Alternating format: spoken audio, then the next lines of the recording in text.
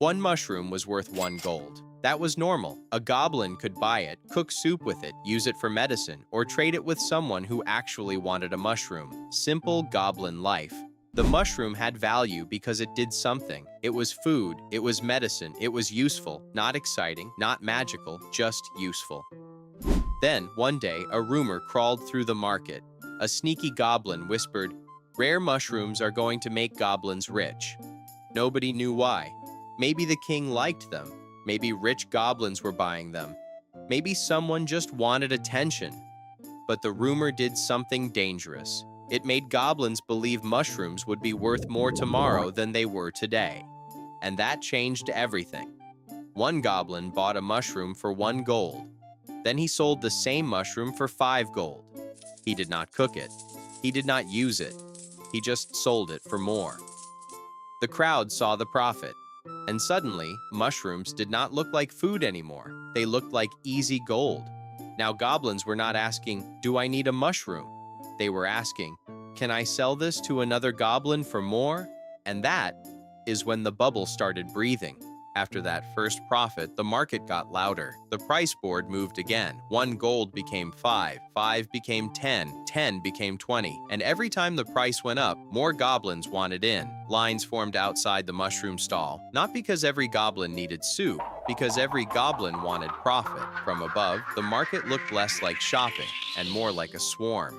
Our goblin pushed through the crowd. He did not want to be late. He started stacking mushrooms like treasure, not eating them, not cooking them, just holding them, hoping the price would rise. Then the madness spread. The baker left bread on the table to chase mushrooms. The blacksmith stopped making tools. The tavern stopped selling stew and started selling premium mushroom investment packages. That is what FOMO does. It makes normal work look boring and risky buying look clever.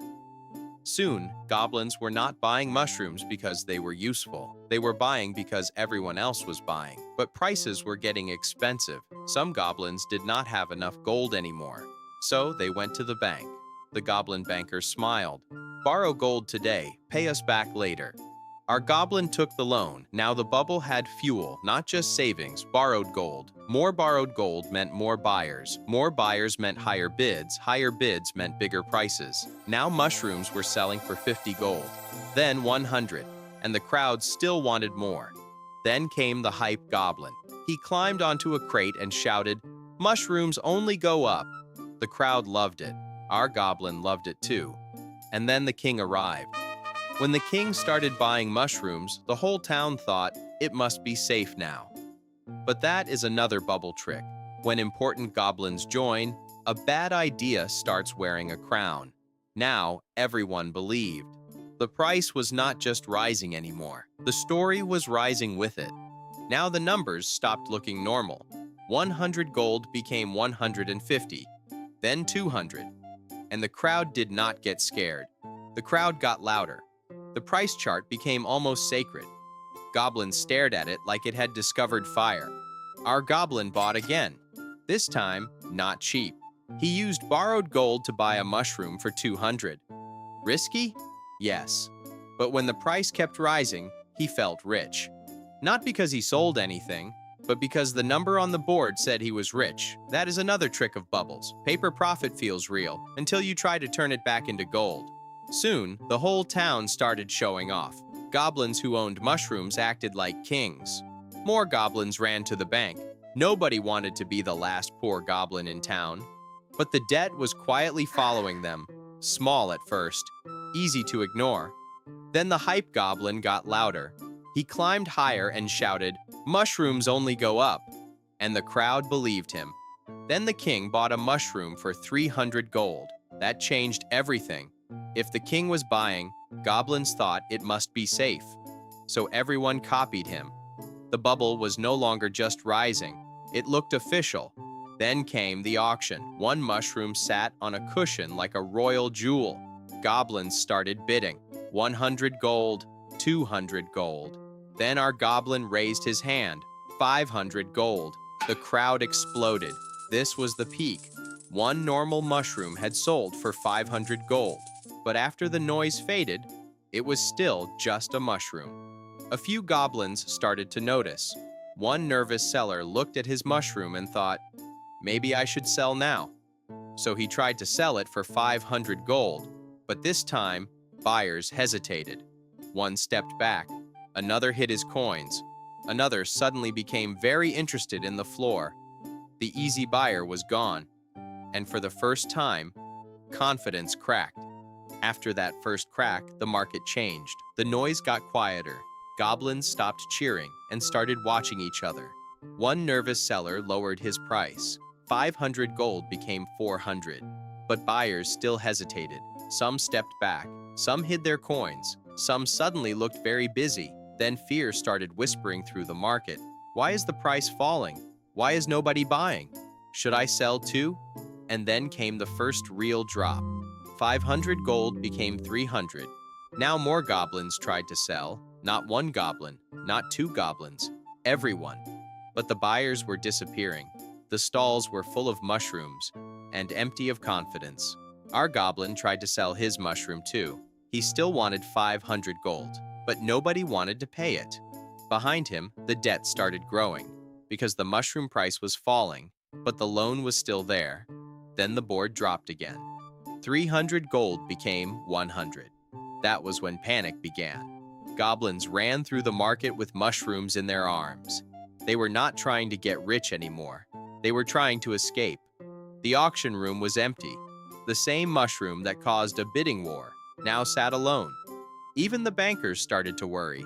Loan papers came due, and our goblin still owed gold. Lots of gold. So he ran.